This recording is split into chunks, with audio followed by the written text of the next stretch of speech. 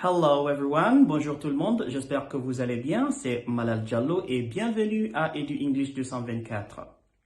Vous connaissez beaucoup de mots, mais vous ne comprenez pas tellement les natifs et c'est comme si quand ils parlent, parfois c'est comme si les mots disparaissent. C'est tout à fait normal. Alors aujourd'hui, vous apprendrez avec moi les linking sounds, un secret que les natifs utilisent. Généralement, c'est ce qui ne vous permet pas de mieux comprendre ce qu'ils disent parce que quand ils sont en train de s'exprimer, il y a donc des liaisons qu'ils utilisent. Généralement, vous vous sentez perdu, ok, dans leur conversation et vous ne comprenez absolument rien.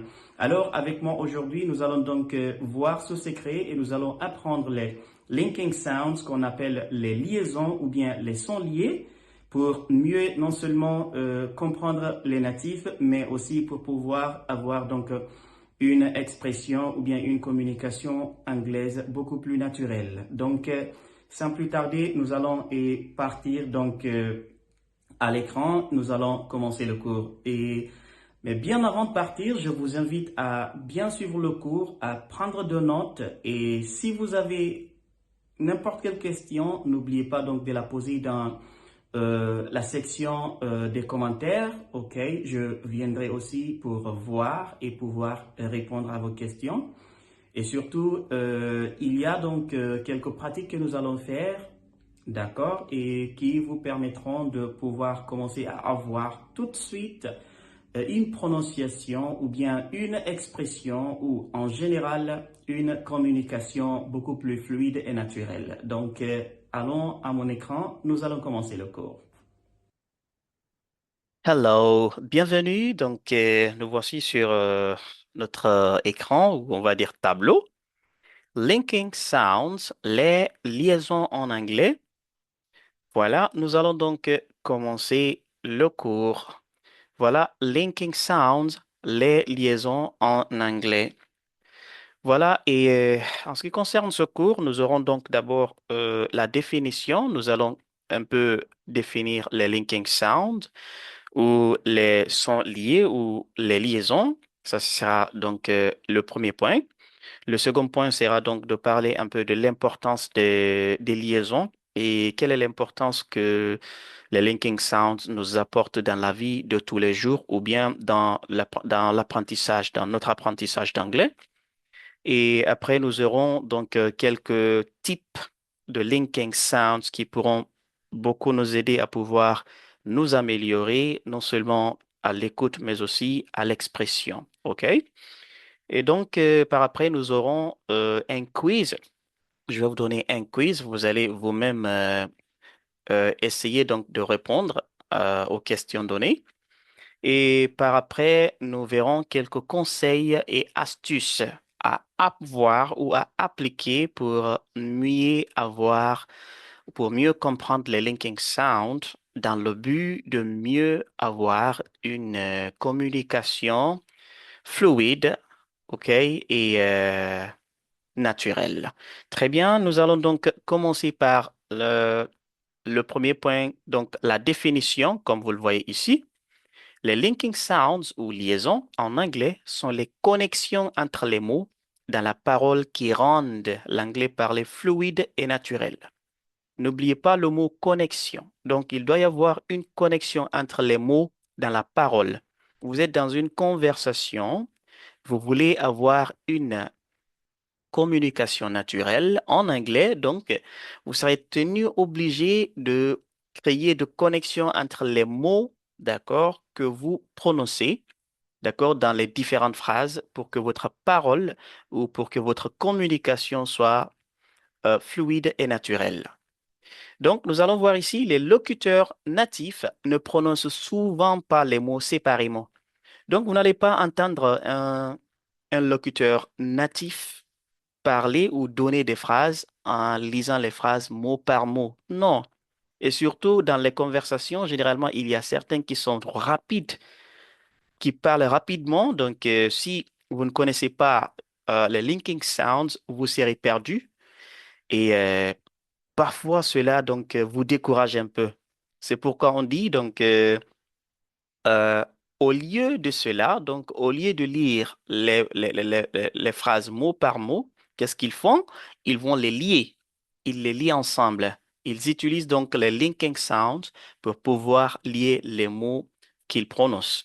Cela peut être un peu déroutant pour vous parce que vous êtes apprenant et vous avez du mal à comprendre ou parfois vous commencez à écouter, vous dites, oh là là, moi je ne vais jamais pouvoir comprendre cela parce que les gens là ne parlent pas peut-être doucement ou je comprends rien moi, car cela fait que l'anglais parlé semble différent de l'anglais écrit.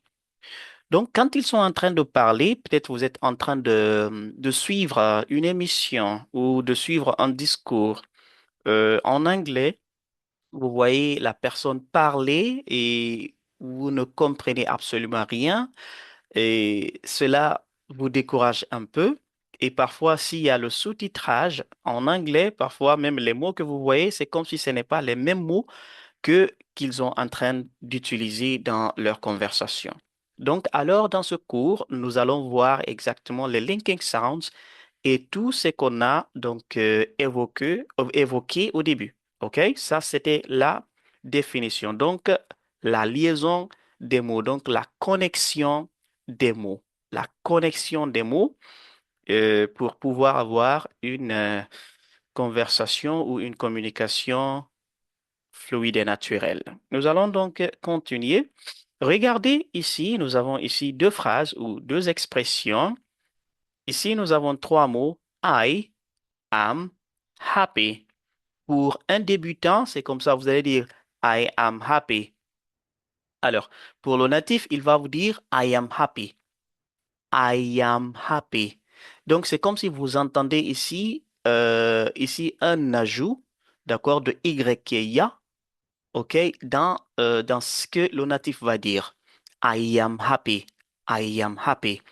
Ici, nous, on va dire, ou le débutant, il va dire go on.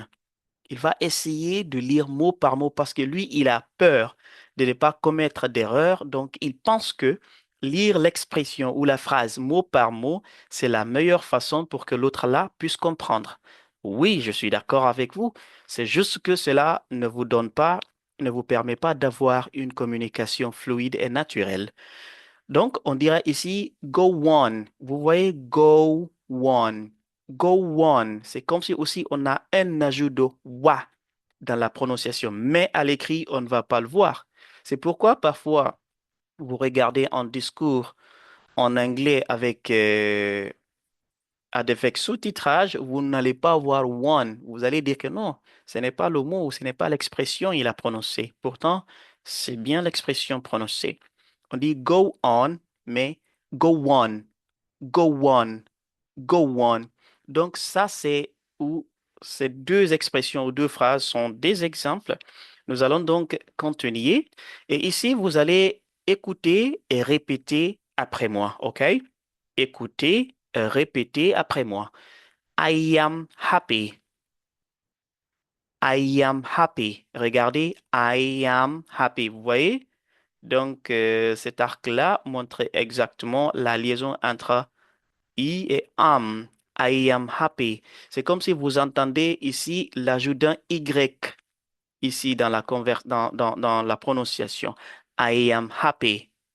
Répétez ça. I am happy. I am happy. Très bien. Ici, nous avons go on. Go on.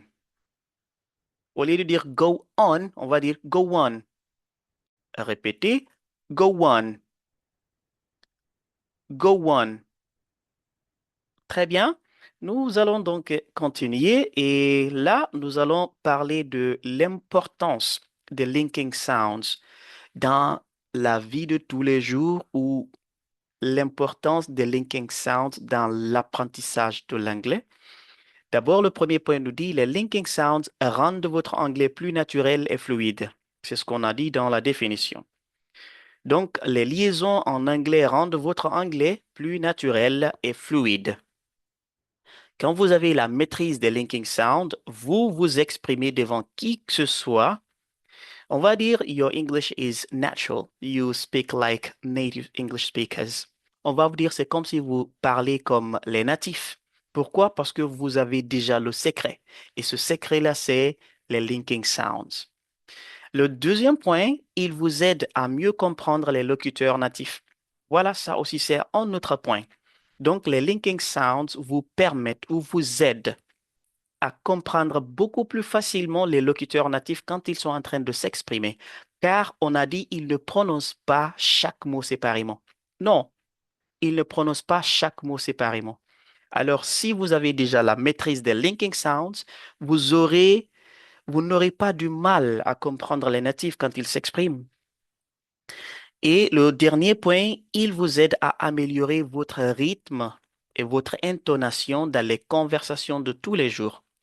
Une fois que vous essayez d'appliquer les linking sounds dans vos différentes conversations de tous les jours, vous allez voir que cela vous permettra non seulement d'améliorer votre rythme, mais aussi votre intonation.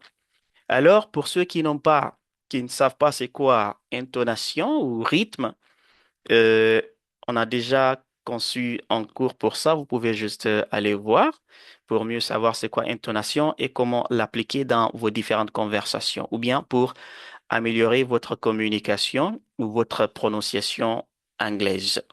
Nous allons donc continuer et ici, nous allons un peu parler des types de liaison. Nous avons d'abord la liaison consonne-voyelle. La liaison consonne-voyelle.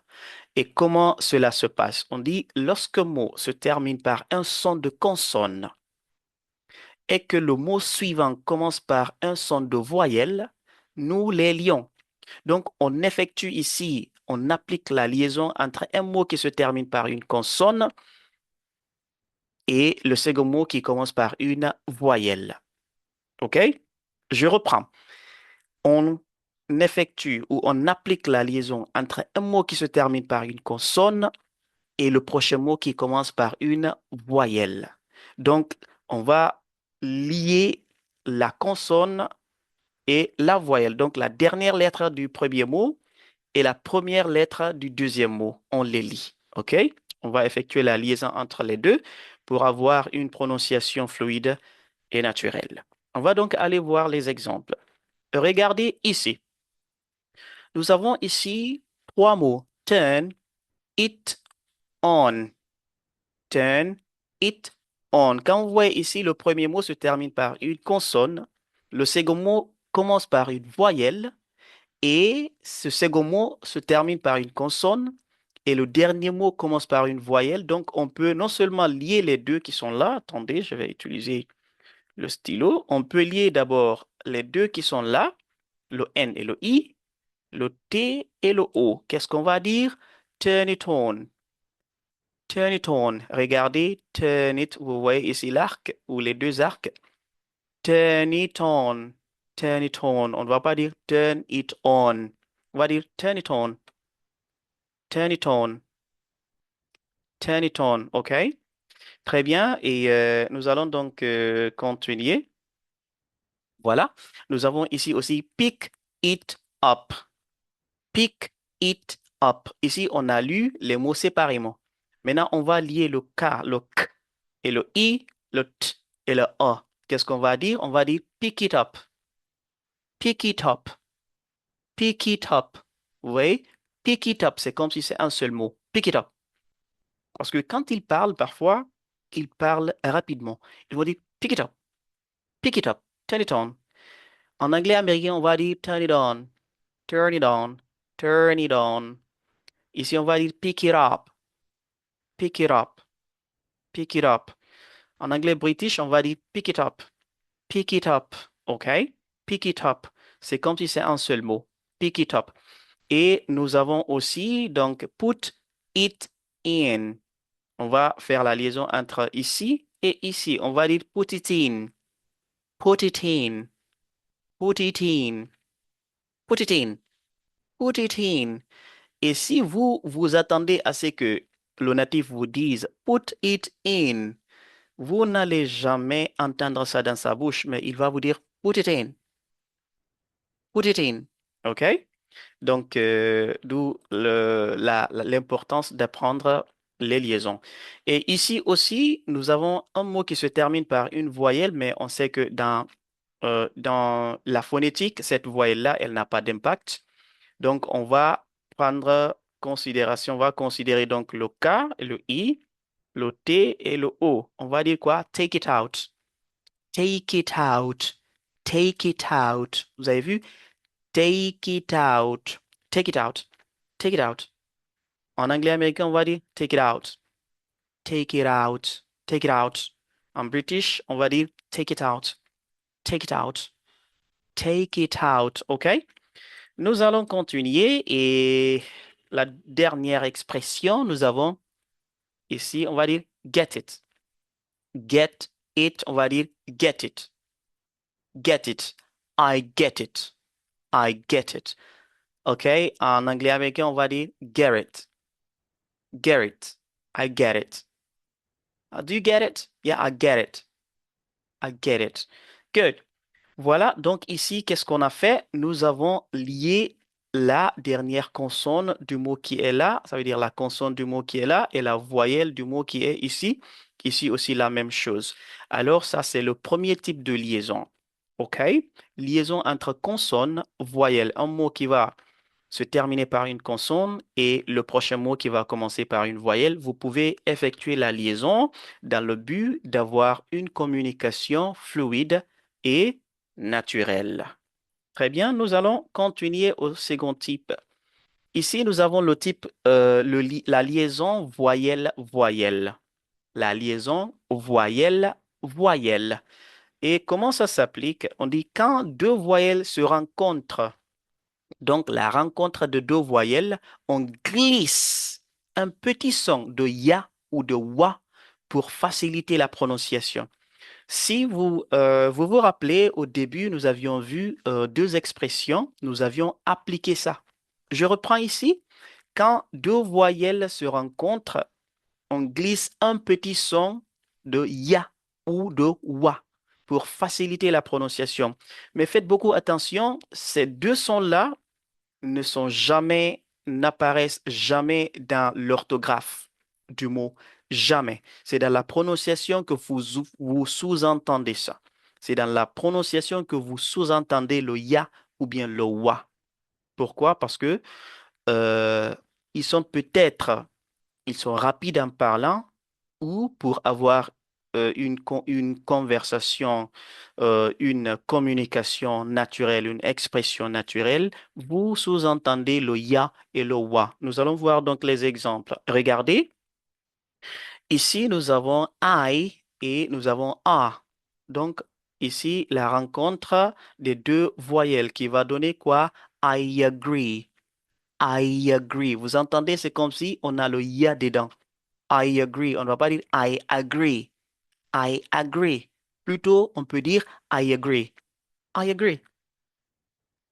I agree. OK? Très bien. Et nous avons ici aussi O et O. Donc, on a O, O. Qu'est-ce qu'on va dire? On a go out. Voilà, nous avons lu séparément les mots. Mais on dira quoi? Go out. Go out. Vous avez vu? Go out. Hey, stand up. Go out. Go out. Vous avez vu? Vous entendez le wow dedans, le wa, wa. Go out. Par après, nous avons ici go on. On va dire go on. Go on. Go on. Et nous avons ici I am. On a vu ça au début. On va dire I am. I am. I am. I am. Good. Ici, nous avons you are late. You are late. On peut dire quoi? You were late. You were late. You were late. You were late. You were late. Vous voyez? Très bien. Et donc, le deuxième type nous dit que si vous avez un mot qui se termine par une voyelle, le mot qui suit commence par une voyelle, on peut faire quoi? Soit on peut glisser le son de ya ou le son de wa. Généralement, le son de ya, c'est quand vous avez I et un autre mot qui commence par une voyelle. OK? Et le plus souvent, quand l'autre mot commence par A. OK? Voilà, nous allons donc parler du troisième type. Le troisième type ici, on dit même consonne à la fin et au début. Comment cela s'applique aussi? Quand deux mots ont la même consonne, c'est-à-dire le premier mot se termine par une consonne et le deuxième mot commence par la même consonne, ou bien le mot suivant commence par la même consonne. Qu'est-ce qu'on doit faire? On prolonge. On prolonge quoi? On la prolonge. On prolonge cette même consonne. D'accord? Et nous allons voir comment cela se fait aussi. Voilà, nous avons ici, regardez, nous avons le mot là qui se termine par le mot, la consonne G qui est G dans la prononciation. Et aussi, le second mot commence par la même lettre qui est G. Ici, on a big game. Maintenant, pour avoir une prononciation fluide et naturelle, on ne va pas dire big game. Vous avez vu big game. Qu'est-ce qu'on va dire? On va dire big game. Big game. Vous voyez ici, big game. Donc, on prolonge un peu le G. Big game. Big game. OK? It is a big game. Big game. On ne va pas dire big game. Vous avez vu? C'est un peu différent. Quand quelqu'un vous dit it is a big game et it is a big game. Vous voyez qu'est-ce qui sonne beaucoup plus naturel? C'est la deuxième façon. Et ici aussi, nous avons nice song. Nice song. Nice song. Voilà, nous avons on a nice, puis on a song. Donc, on va dire nice song. Nice song. Vous avez vu? Nice song. OK, on n'a pas on a juste un seul s. Nice song. OK, par après, nous avons good day. Donc, nous avons un mot qui se termine par une consonne et le second mot commence par une consonne. Donc, la même consonne. Nous avons ici de et de. Qu'est-ce qu'on va dire? Good day. Good day. On ne va pas dire good day. On va dire good day. Have a good day.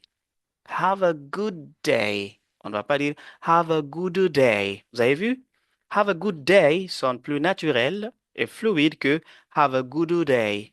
Vous avez vu? C'est même différent. OK. Good day. Et ici aussi, la même chose, nous avons donc de. On va dire red dress. Red dress.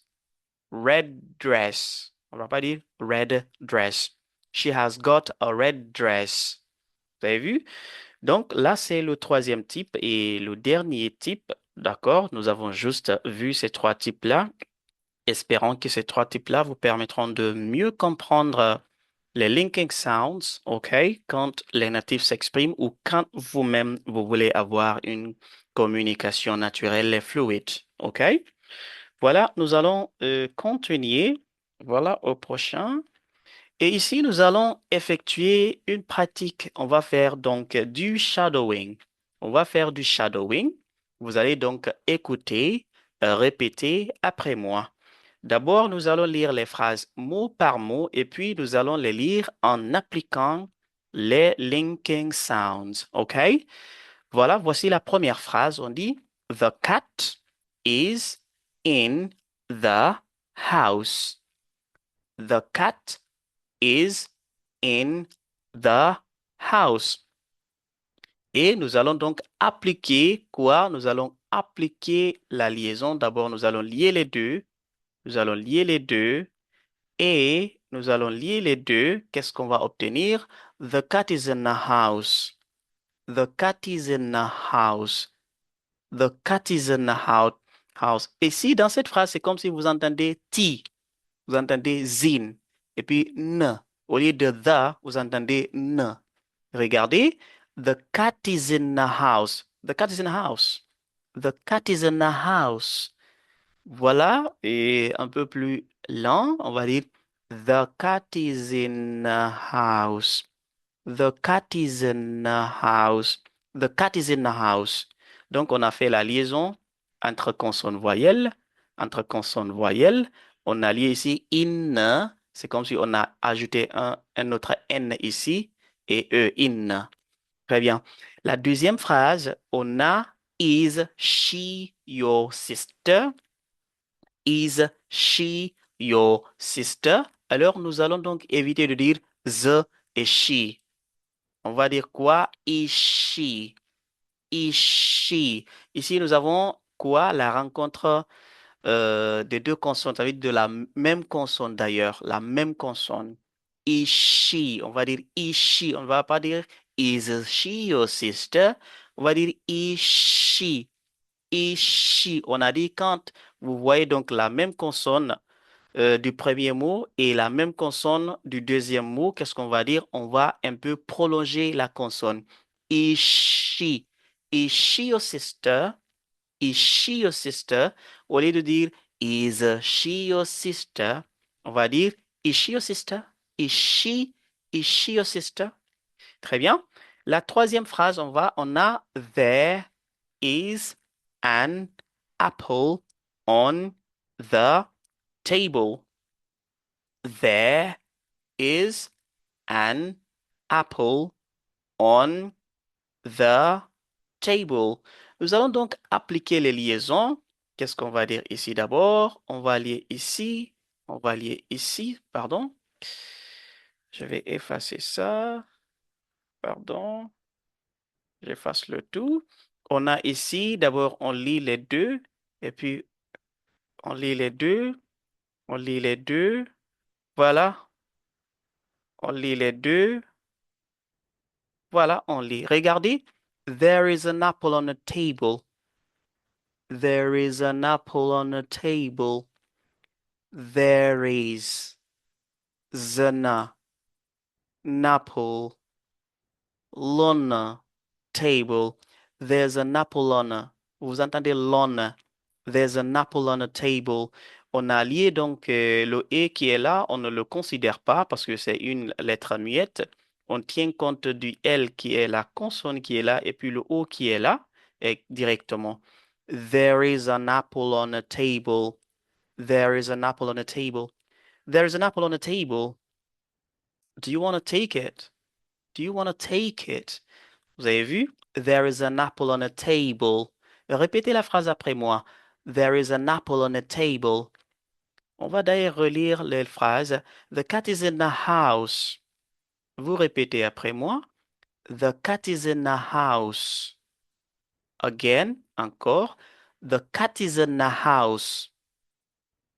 Très bien. La deuxième phrase. Is she your sister?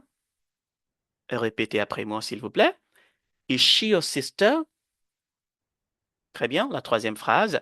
There is an apple on the table. There is an apple on the table. Très bien. Nous allons passer donc aux prochaines phrases. Nous avons ici aussi her brother is an artist. Her brother is an artist. Nous allons donc effectuer aussi la liaison ici entre les deux là et les deux là. On va dire quoi? Her brother is an artist. Her brother is an artist. Is an artist. Brother is an artist. Her brother is an artist. OK? Vous pouvez reprendre après moi. Her brother is an artist. Her brother is an artist. Her brother is an artist. Vous avez vu? Vous pouvez lier ça. Is. On va dire the, an artist. Très bien. La cinquième phrase, on a I'm an English teacher. I'm an English teacher. Ici aussi, nous pouvons lier ça et ça. Qu'est-ce qu'on va dire? I am an English. I am an English. I am an English teacher. What's your job? I'm an English teacher. What? I'm an English teacher.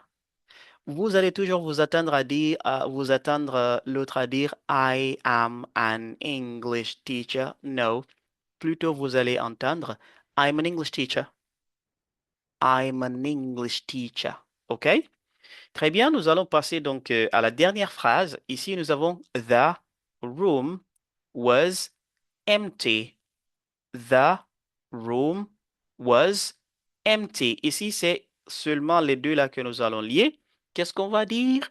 The room was empty. The room was empty. Was empty. Donc, nous avons ici was, donc le S a le son de Z et nous avons E. Was empty. The room was empty. The room was empty. OK? Très bien, nous allons encore lire ces phrases-là. S'il vous plaît, répétez après moi. Her brother is an artist. Once again, her brother is an artist. On va aller tout doucement.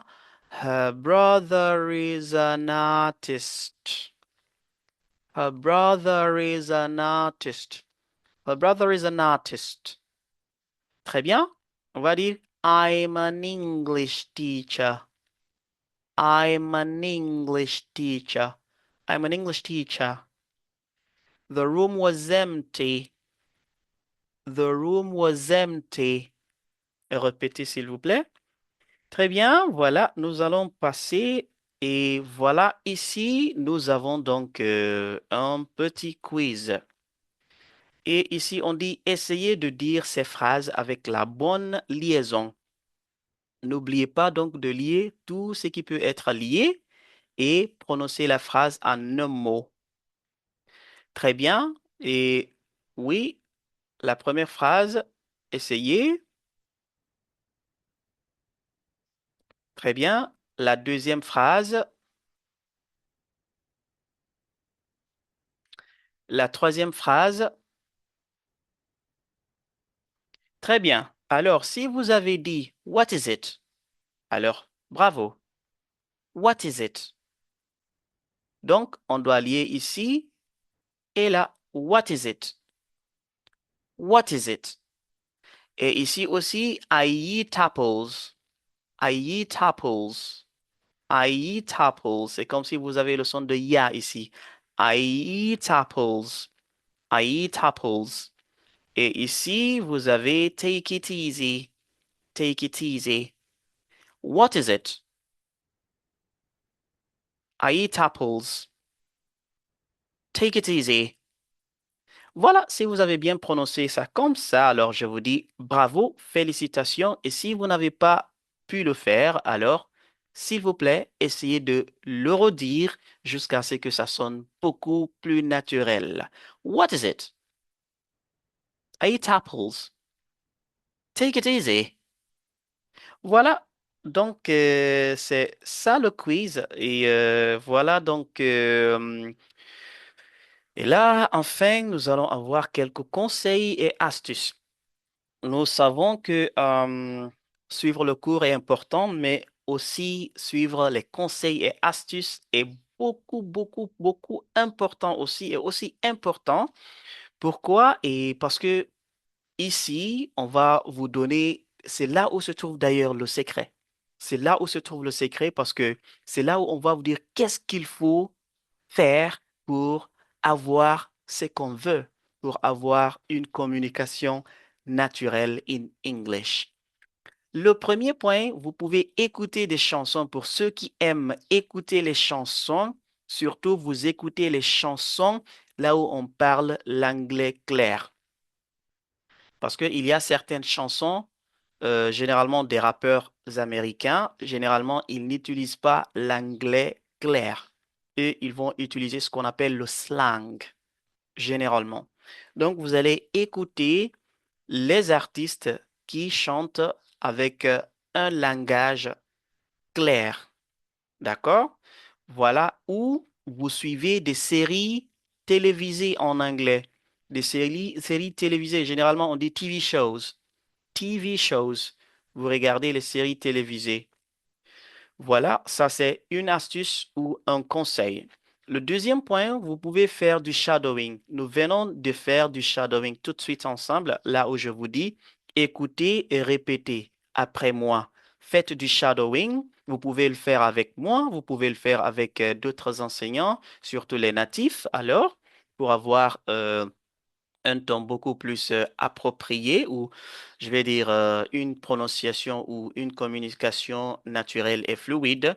Vous pouvez faire du shadowing, vous pouvez aller sur YouTube comme ce cours-là. Vous cliquez, vous écrivez shadowing. D'accord? Voilà, là, vous allez écouter le professeur quand il prononce les phrases. Vous dites comme il le fait parce que ça va vous aider non seulement à appliquer les liaisons, ça va vous permettre d'appliquer le rythme et l'intonation aussi surtout. Et surtout.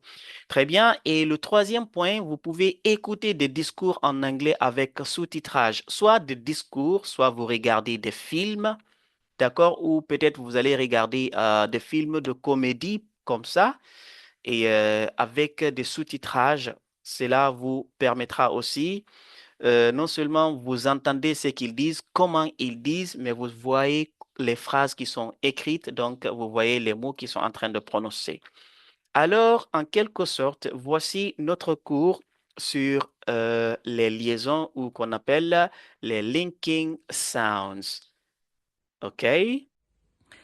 Très bien, j'espère bien que vous avez aimé ce cours. Alors, si tel est le cas, donc je vous prie de partager la vidéo et la liker et surtout n'hésitez pas de revoir le cours autant de fois que possible jusqu'à ce que vous puissiez quand même mieux comprendre l'essentiel et surtout essayer donc d'appliquer les conseils et astuces dans la vidéo. J'en suis sûr et certain que cela pourrait vous aider et vous allez vous-même au fur et à mesure, vous allez découvrir que vous êtes en train de mieux progresser dans l'apprentissage, dans votre apprentissage d'anglais. Alors, je vous dis good luck in your journey. Together we are going to learn. So, together we learn better. Thank you. See you then. Bye.